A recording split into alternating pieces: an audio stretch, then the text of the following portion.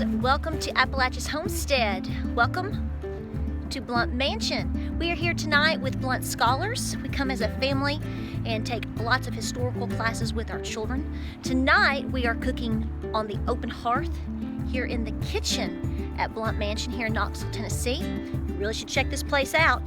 My children and lots of teenagers tonight are learning about open hearth cooking, but we are learning about how to cook the Three Sisters.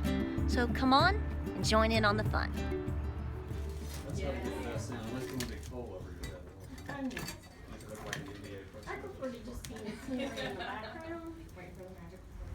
Do you see my apron?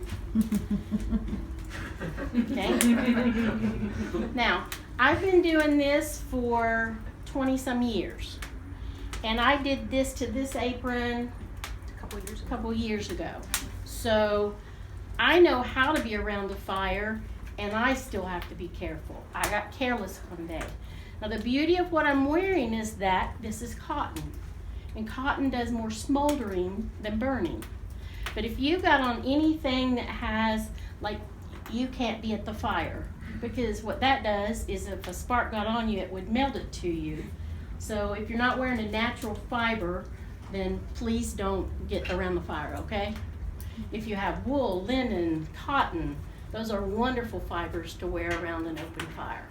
Okay, I'm more of a cook status or a frontier woman, but we both have on what's called a chemise, and it's full length. That's what our sleeves are, a part of this garment.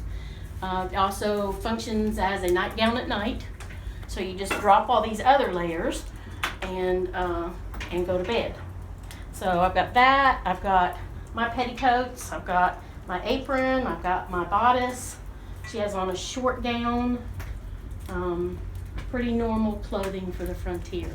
Today we're going to do an Indian dish, which we got from the Indians, but it became part of our culture as we moved along.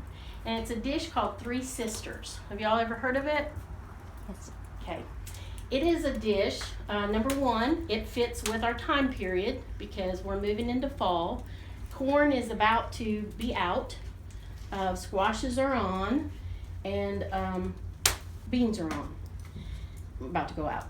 Okay, so the purpose of Three Sisters, when the Indians taught us about it, was that, the Native Americans, was that the corn plant raises up.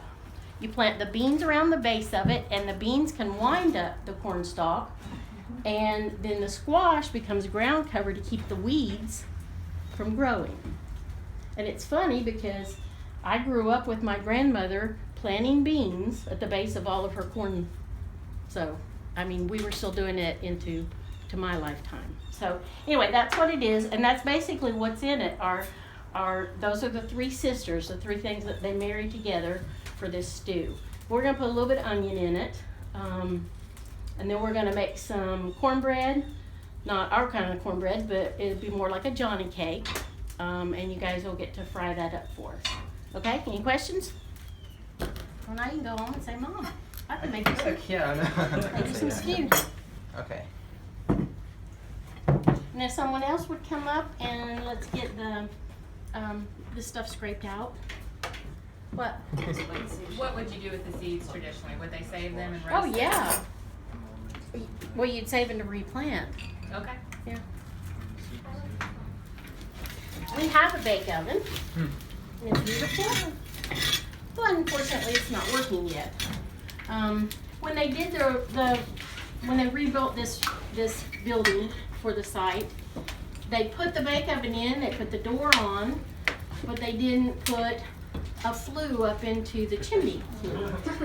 So the first time reenactors tried to bake in the bake oven, the fire department was here and told us never ever to do it again. So we got a pipe in there now, but it doesn't go far enough into the chimney flue to get it up and out.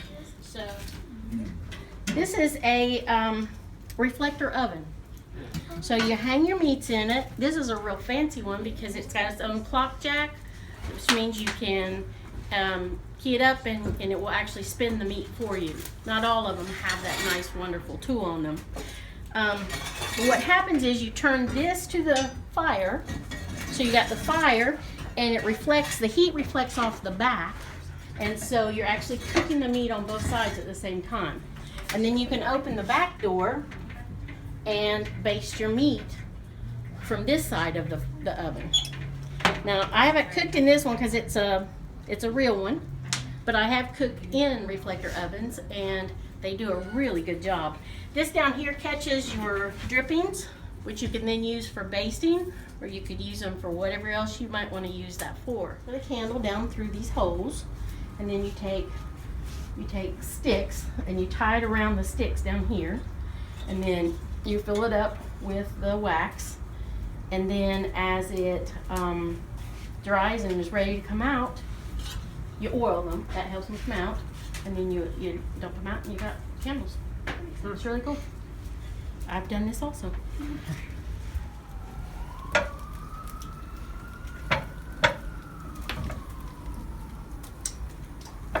You didn't plan that one that much squash, did I? I'll do. Just stick it on. Guys, you can shuck them into here. Here, shuck some corn. Shuck them into here, and then use the cutting board to slice the corn off.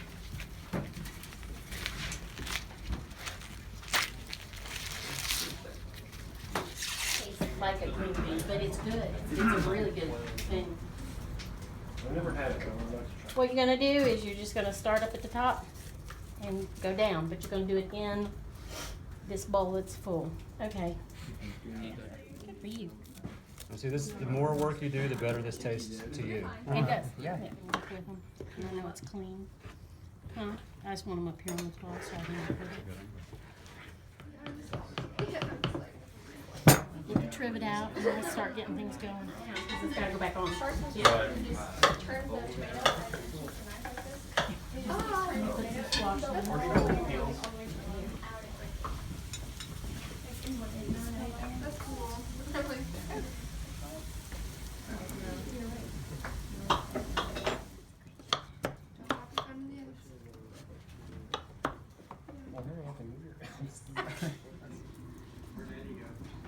Turn your light off so you can see it. Yeah, they're still watching. It was good. What's the Civil War thing? A round table. We'll do a round table. Pumpkin carving round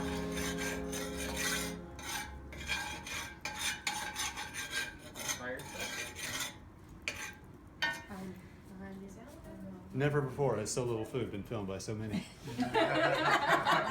To paraphrase Churchill. And they went out and did things like milk their cows, and then they broke their fast with breakfast, which was simply a porridge or a anything else if I could think of it, a bannock if they were Scottish, something simple.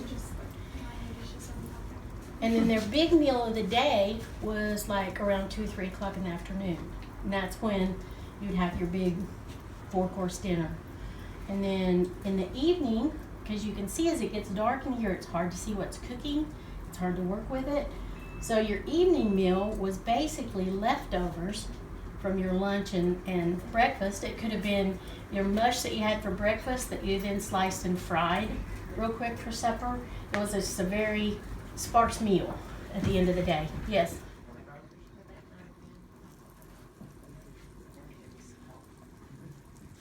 Oh, it's sizzling now. Hotter on this side.